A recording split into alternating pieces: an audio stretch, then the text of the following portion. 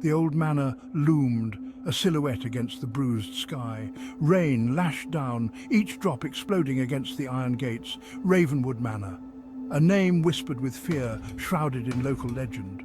Dr. Emily Carter, renowned paranormal investigator, stood before the imposing structure. Years she'd spent debunking myths, her skepticism a shield. But Ravenwood, it felt different, colder. Beside her stood Mark Jenkins, her longtime friend and tech specialist. His usual jovial demeanor was gone, replaced by a nervous tension. "Ready for this, Em?" he asked, voice barely a whisper against the howling wind. Emily met his gaze, a flicker of apprehension in her eyes. "Let's just hope the stories are wrong," she replied, stepping onto the rain-slicked path. Emily and Mark entered the house, each step echoing in the cavernous space.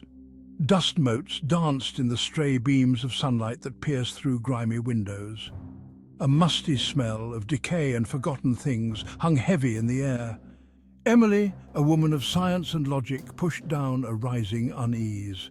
She scanned the room, taking in the faded grandeur, the ornate furniture draped in white sheets like ghosts themselves. Mark, ever the tech whiz, was already setting up his equipment. Cameras, EMF readers and other gadgets blinked to life, casting an eerie glow on their faces.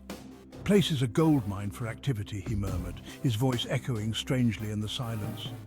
As they ventured deeper into the house, Emily couldn't shake the feeling of being watched. Every creaking floorboard, every gust of wind whistling through a broken pane seemed to whisper a warning. Days turned into nights. Emily and Mark investigated every shadowy corner, documenting cold spots, unusual sounds. The manor seemed to hold its breath, secrets lurking beneath its skin.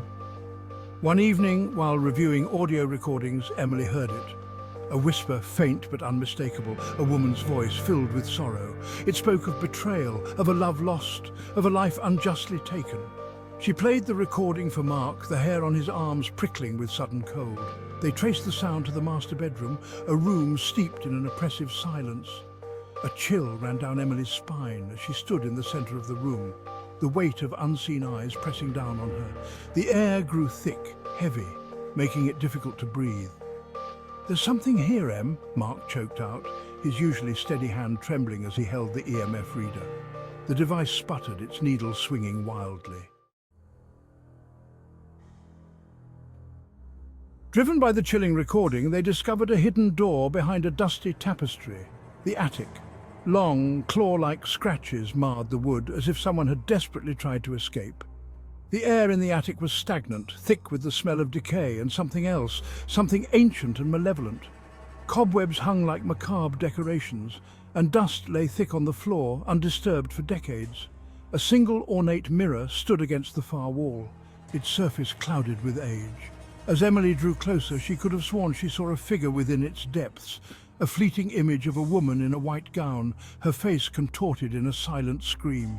Suddenly the floorboards beneath Mark gave way. He cried out, falling through the rotten wood into the darkness below. Emily rushed to the edge of the hole, her heart pounding in her chest. "Mark!" Emily screamed, her voice echoing in the darkness, but there was no answer, only the sound of her own ragged breathing and the frantic thumping of her heart. Fear, cold and primal, gripped her. She shone her flashlight into the abyss, but the darkness seemed to swallow the light, offering no glimpse of her friend. A low, guttural growl seemed to rise from the depths, sending chills down her spine. As she backed away from the hole, her gaze fell upon the antique mirror once more. This time there was no mistaking the image reflected within its dusty surface. It was her own, but twisted, her eyes glowing with an eerie light. Panic surged through her, a scream rising in her throat. The mirror rippled, the reflection no longer her own, but a grotesque mockery, a being of shadow and malice. The growl resonated again, closer now, right behind her. Emily whirled around, a gasp escaping her lips. But there was nothing there. No monstrous entity, no sign of her attacker, just the empty attic, the dust motes dancing in the beam of her flashlight. Had she imagined it? Was the house playing tricks on her, preying on her fear? Or was something far more sinister at play?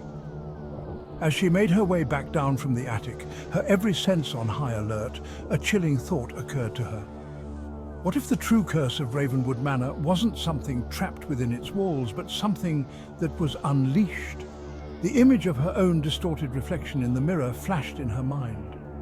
Had the entity somehow attached itself to her, found a new vessel for its malice?